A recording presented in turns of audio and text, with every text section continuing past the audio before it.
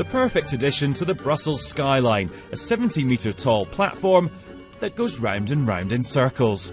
It's a great place to get an overview of Europe's big year. The first big event affects one of the buildings over there, the European Parliament, because there's elections to it in May. And the way the wind's blowing at the moment, it could be in for a historic realignment. Polls across Europe suggest that far left, far right and extreme Eurosceptic parties could be on the up.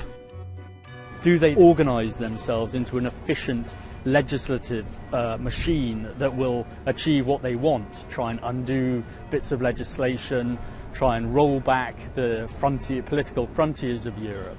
Or will they simply become a sort of blocking, obstructive group that sit on their hands and try and stop things from happening?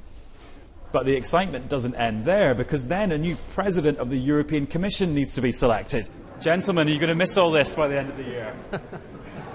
Still working. He's still working until November. By then, a replacement needs to be found. And frankly, it's a merry-go-round.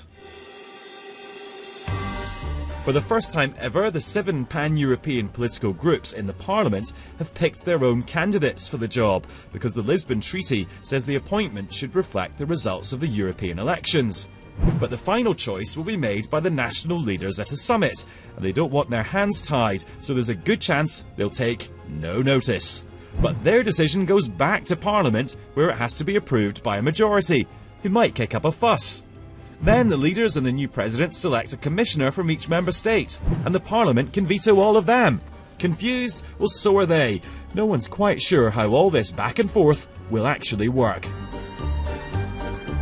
Please remain seated. The ride's not over yet.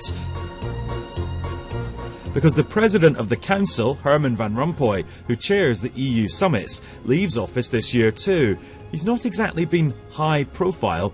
Will the new person in the seat make more of a mark?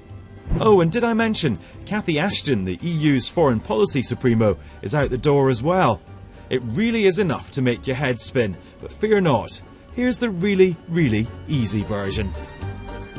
By the end of the year, it will have set in motion the way Europe moves from here over the next 5 years. So it's not so much what happens during the year, but what's in place by the end of the year will really set off Europe on a course which could be very different from that which we see at the moment.